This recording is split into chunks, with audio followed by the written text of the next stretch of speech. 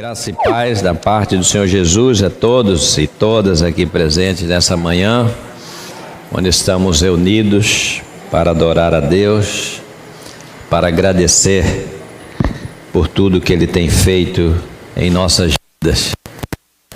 Há muitos séculos atrás, num domingo como esse, a igreja, quando ela se reuniu, ela estava ali às vésperas de 3, 4 dias atrás, quando Jesus Cristo foi assunto ao céu.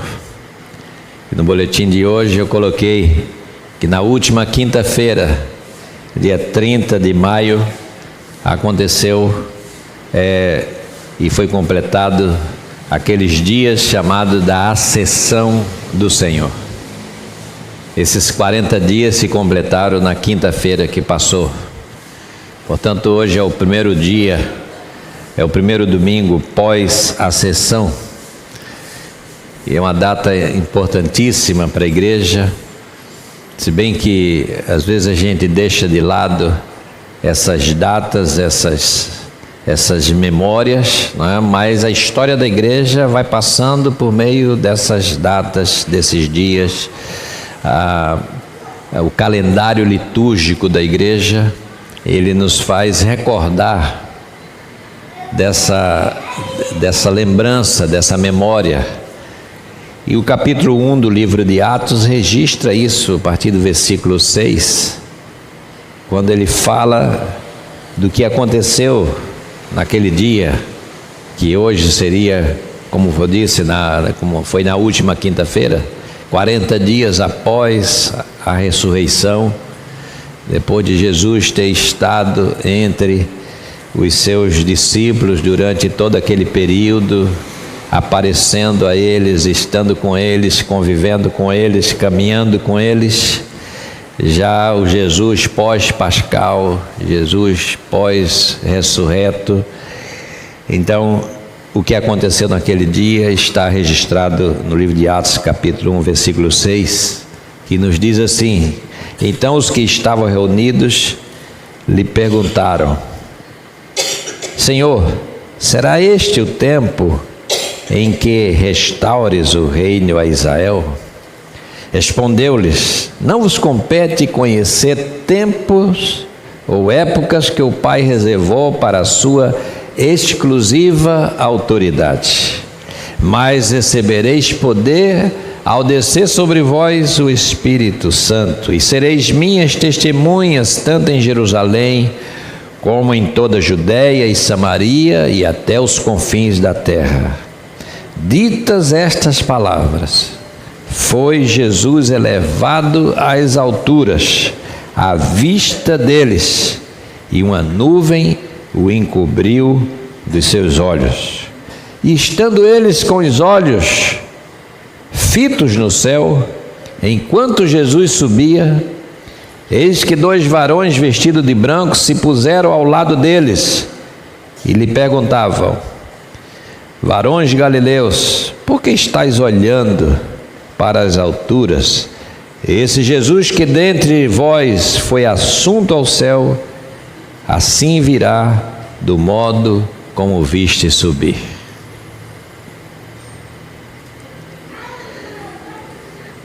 Essa experiência e esse relato mostra quanto a igreja, quanto os discípulos estavam curiosos acerca da vinda do reino, do advento do reino, o tempo da restauração do reino.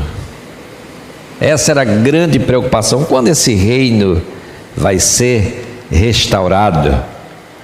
Nós encontramos essa pergunta nos lábios dos discípulos de Jesus, e encontramos no capítulo 3 do livro de Atos, no versículo 21, Jesus dizendo: olha, é necessário que o céu receba até aos tempos da restauração de todas as coisas, de que Deus falou pela boca dos seus profetas desde a antiguidade. Então, a vinda do Senhor, a presença do Senhor vai acontecer, mas é necessário que os céus receba isso até o tempo da restauração. E quando se fala em restauração, está se falando daquilo que foi estragado, foi prejudicado, não está bem e precisa ser consertado. Então, na verdade, a vinda do reino é uma vinda no sentido de que todas as coisas serão restauradas a partir dessa vida. Os gregos falavam assim da apocastástase, a restauração. O novo céu e a nova terra é um tempo de restauração. E a pergunta dos discípulos é assim: mas quando será isso? Nós somos assim também como os discípulos, nós gostamos de datas, gostamos de horas, de dia, de falar assim, dias, meses, anos. Os tempos foram organizados assim, dessa maneira, ou aquilo que nós chamamos de tempo, para que nos desse, né, essa facilidade. Eu estou falando de ano, estou falando de meses, estou falando de dias, estou falando de horas, estou falando de minutos. Então nós lidamos com o tempo assim, com essas divisões, com essas subdivisões, não é? A vida nossa é organizada dentro desses espaços de tempo, né, que nós chamamos, né, o cronômetro, o crono, o tempo que é crono, esse tempo que é mensurável, esse tempo que se mede, porque o tempo mesmo, ele não se mede. O que é o tempo? A gente fala de tempo, o que é o tempo? Qual é a essência do tempo? Saber da essência do tempo é dizer assim, o que o tempo é? E o pensador diz assim, a essência do tempo é a passagem. Porque a única coisa que o tempo faz é passar. Você não captura o tempo, você não aprisiona o tempo, você não segura o tempo, se bem que às vezes a gente tenta segurar o tempo. Está tão bom aqui, que bom que não passasse as horas. Às vezes, em alguns momentos da vida, a gente fica assim, está muito bom. Se a gente pudesse segurar esse tempo, se essas horas pudessem não passar, se a gente pudesse segurar esse momento, mas o tempo flui, o tempo passa, o tempo vai embora, o tempo não se captura. E aí os discípulos preocupados com a cronologia, preocupados com esse tempo que eles poderiam medir, quando é que vai ser? Essa pergunta, esse quando, é bem nossa, é bem humana, é uma questão bem, não é, do ser humano. Senhor, quando? Quando será esse tempo que vai ser restaurado o reino de Israel? Dá-nos o cronos, dá-nos o dia, a hora, para que a gente fique pronto para esse momento. E aí a gente vai ficar tranquilo, se a gente souber. Deus sabe que é melhor a gente não saber.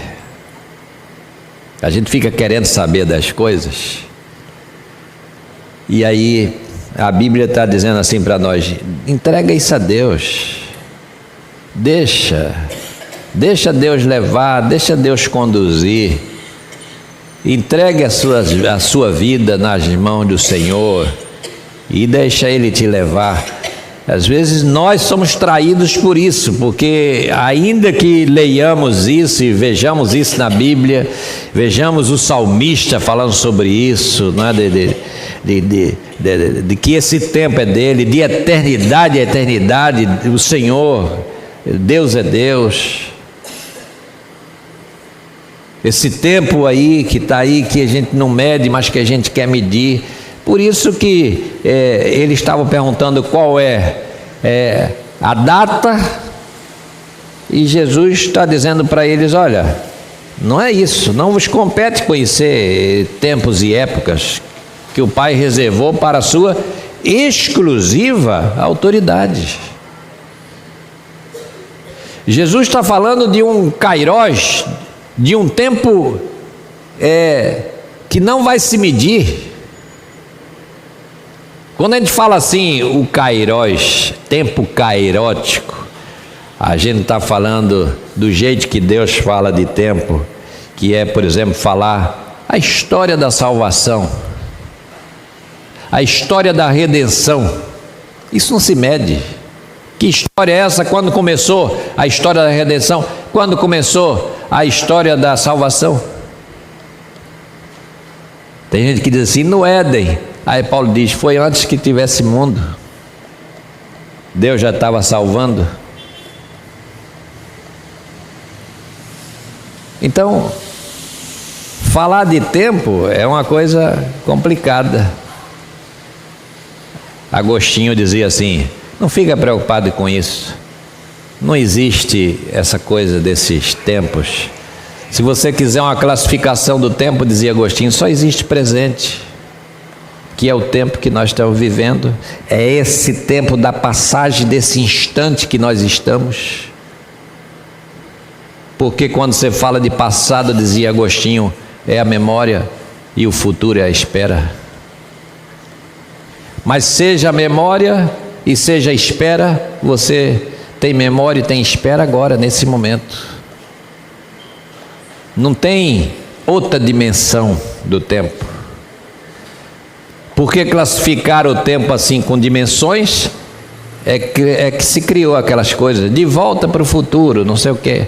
Isso é porque as coisas estão acontecendo lá, num determinada hora, determinado momento, está acontecendo aquelas coisas. Se a gente pudesse voltar lá, aí se criou a máquina do tempo para se voltar lá,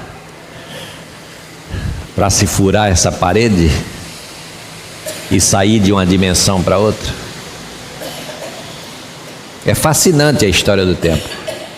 Quem quer aprender sobre o tempo, há um filósofo que é o chamado filósofo do tempo, que é Bergson. Bergson é fantástico em relação a isso. A falar do tempo como duração da vida. A falar do tempo como, dizendo assim, o tempo não é algo que está diante de nós, mas é algo que está em nós. O tempo está no nosso corpo, o tempo está nas minhas rugas, o tempo está nos meus cabelos brancos. O tempo está aí. Jesus está falando de um tempo e os discípulos estão falando de outro. Jesus está falando do tempo kairótico, que não se mede, é o tempo que Deus... E quando chegar esse tempo, diz assim, na plenitude do tempo, Ele faz isso, na plenitude do tempo Ele enviou o seu Filho. O que é essa plenitude? É o tempo dele. E a gente diz assim, não, mas eu quero o dia, a hora, o mês e o ano. O pessoal adora isso. Quando é que ele vai voltar? Marcar o dia, mês, hora, ano. Quantas vezes já foi feito isso na história da igreja? E todas as vezes que fizeram isso, tiveram que fazer o quê? Refazer esses cálculos, porque não deu certo, porque passou. Tinha até uma denominação que tinha essa marcação, e marcaram aqui, marcaram uma vez, marcaram duas, marcaram outra e tal. Não me compete falar nome de grupos aqui, de denominação, mas marcar, depois disseram, não vamos marcar mais. Agora, atualmente, ela não marca mais. Ainda bem. Porque pode marcar quantas vezes quiser, que não vai dar certo. E nós não vamos saber, e ele vai vir quando assim for o tempo determinado por Deus. É o que Jesus está dizendo. Deus reservou, o Pai reservou isso para a sua exclusiva autoridade, ou seja, é Ele mesmo. Isso é dele. Agora, o que é que nós temos que saber em relação a isso? Não é o tempo, não é a hora, não é o minuto, não é o mês nem o ano que isso vai acontecer, que deve nos importar. Daí que então Jesus diz essas palavras, começa a subir ao céu, é assim que vai dizer no versículo 9. E aí o que acontece com a comunidade de discípulos? No verso 10, eles ficaram olhando para cima. E ficaram olhando para cima por quê? Porque, primeiro, foi uma cena inusitada. Eu penso que bonita, algo deslumbrante. De repente o Senhor começa a se separar deles e começa a subir ao céu, uma cena jamais vista. E aí eles ficaram ali, e ficaram.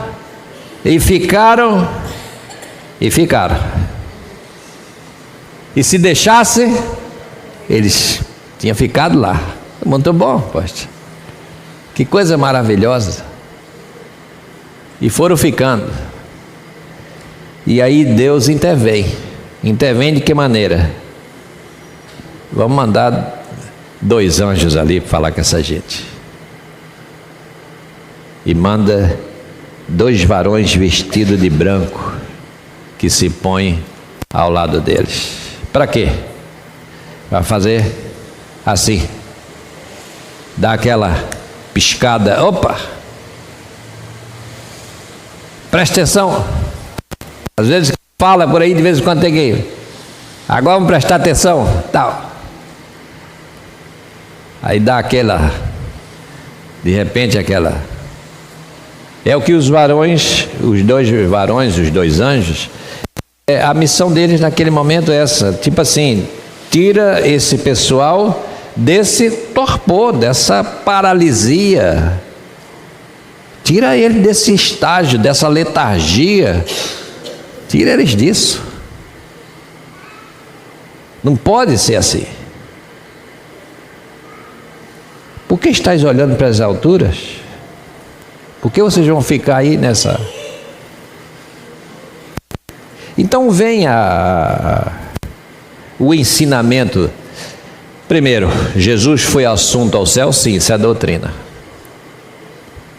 Isso é doutrina bíblica. É doutrina cristã. Nós temos que estar alicerçados na verdadeira doutrina cristã.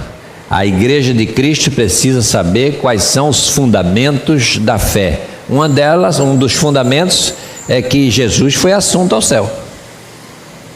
Isso é doutrina cristã. A igreja começou do bem simplesinho, assim, nas doutrinas cristãs.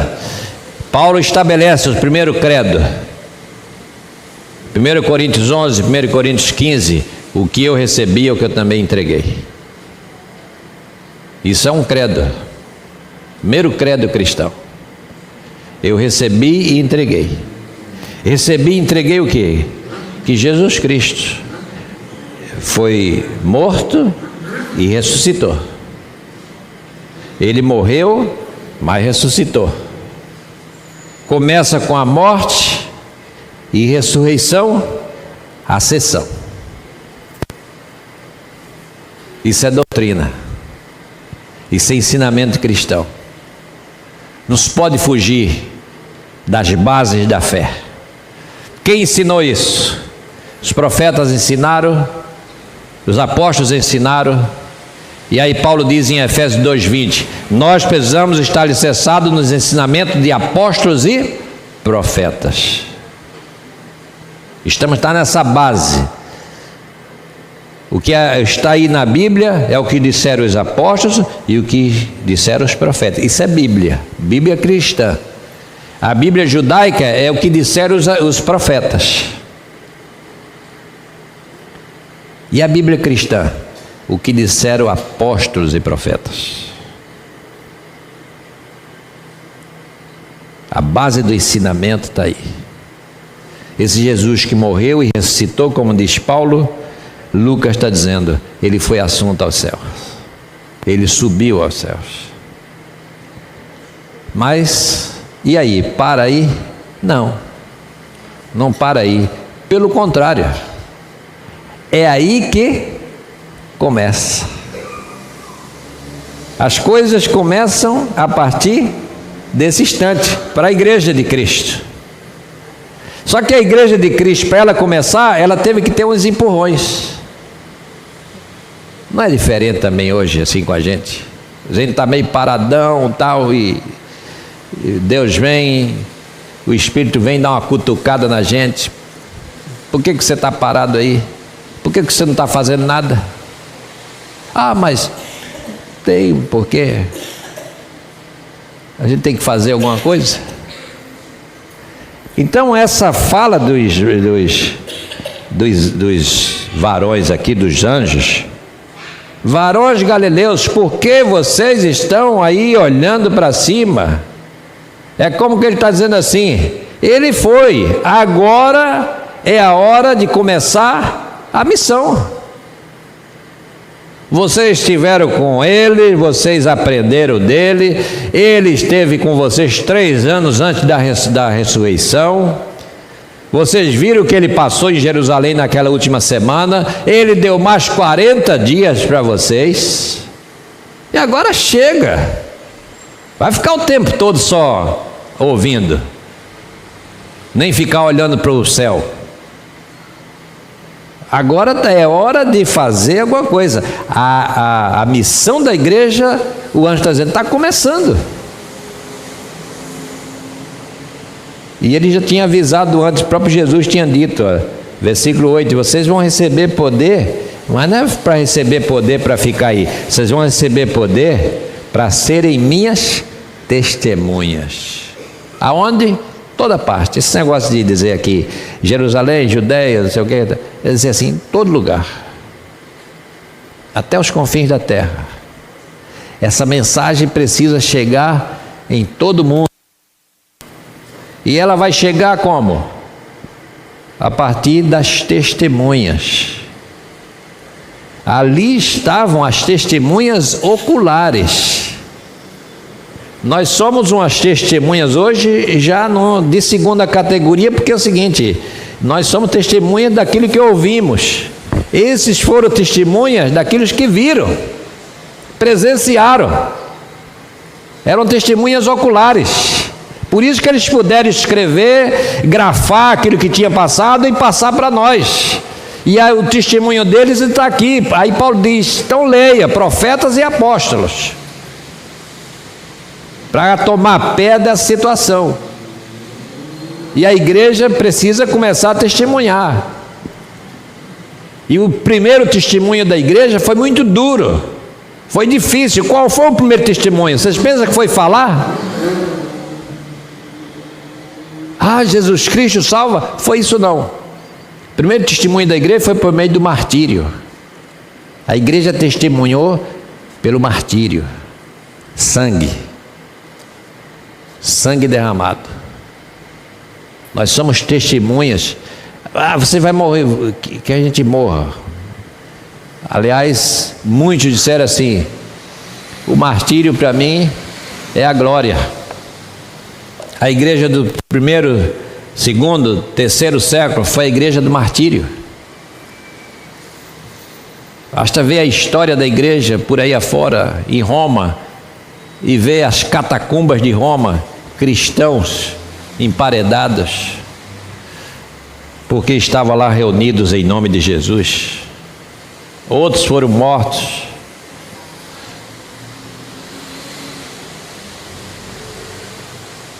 Homem como Policarpo, que foi discípulo de João, já com seus 80 e poucos anos, sendo levado para a fogueira e ouvindo palavra: se você renunciar essa sua fé, você vai sobreviver. E ele disse assim: durante mais de 80 anos eu servi a esse Senhor. Não é nesse minuto agora que eu vou negá-lo, que acenda logo essa fogueira. É a últimas palavras de Policarpo no ano de 156. A gente precisa conhecer a história da igreja,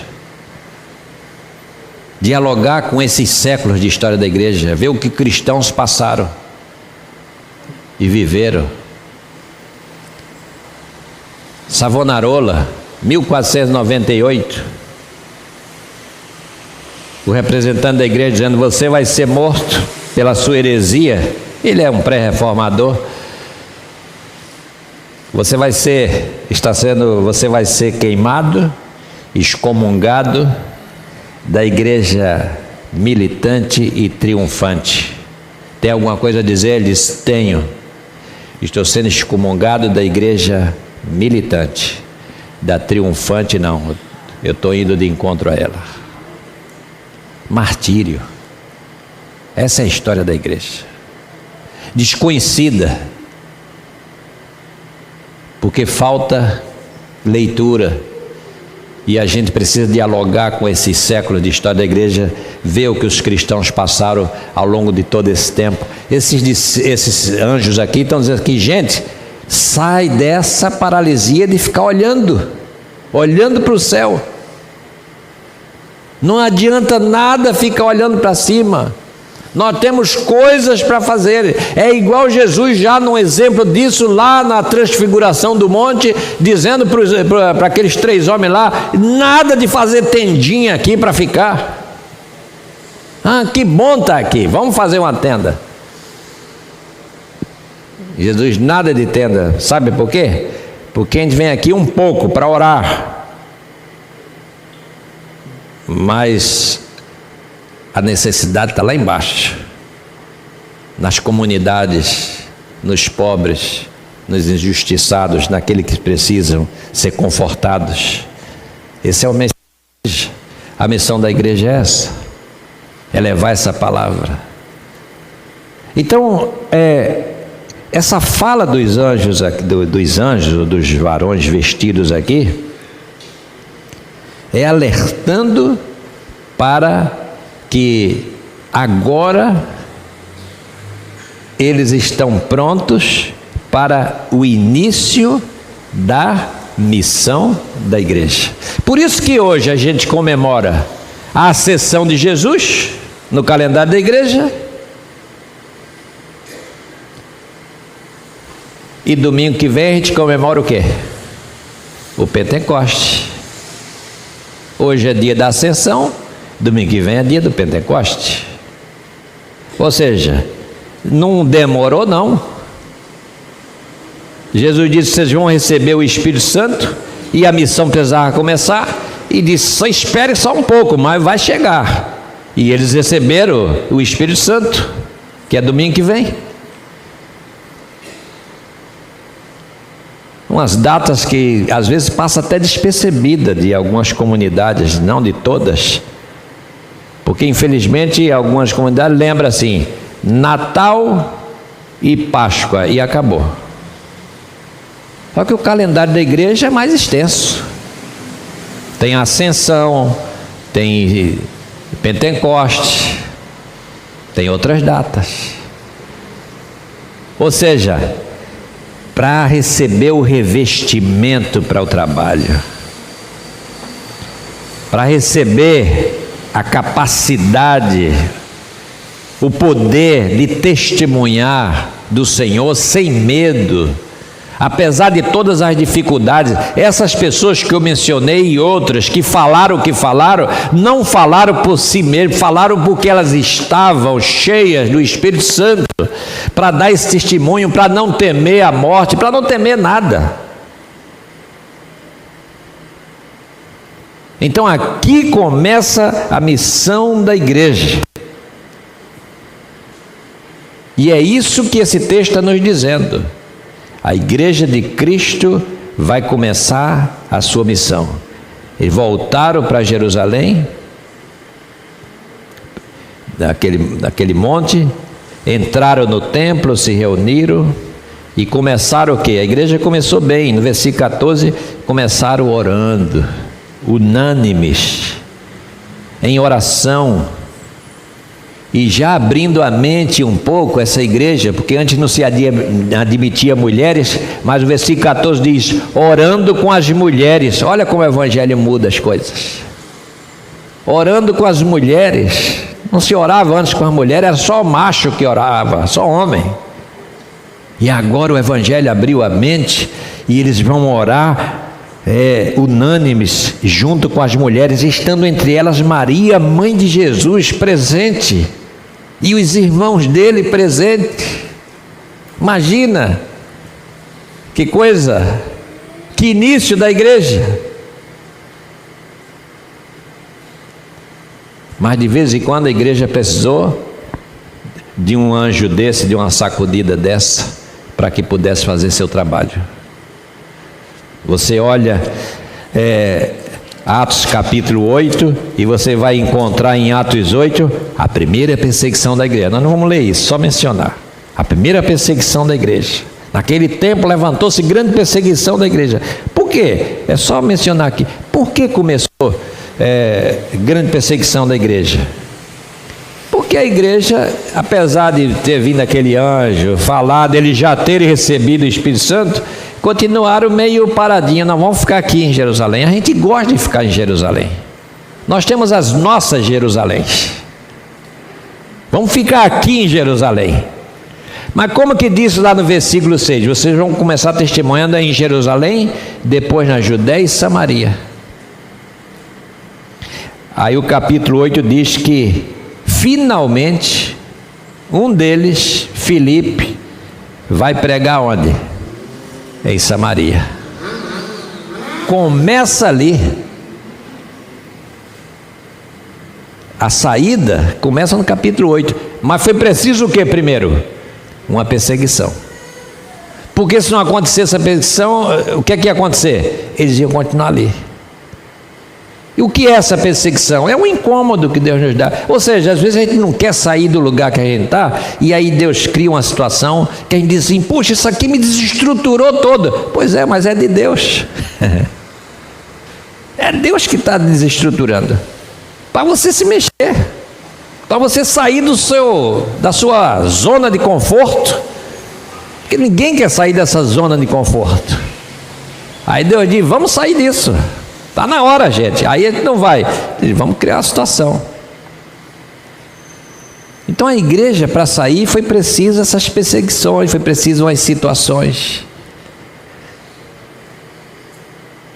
O Senhor mostra, nesse capítulo 1 do livro de Atos, que a sessão do Senhor significa que nós estamos sendo chamados, não para ficar olhando para cima. Quando Ele volta? Quando? Vai ser no ano 2000, como se dizia, mas já passou. Marcaram muito do ano 2000. Pode ser quando? 2020? Não importa isso.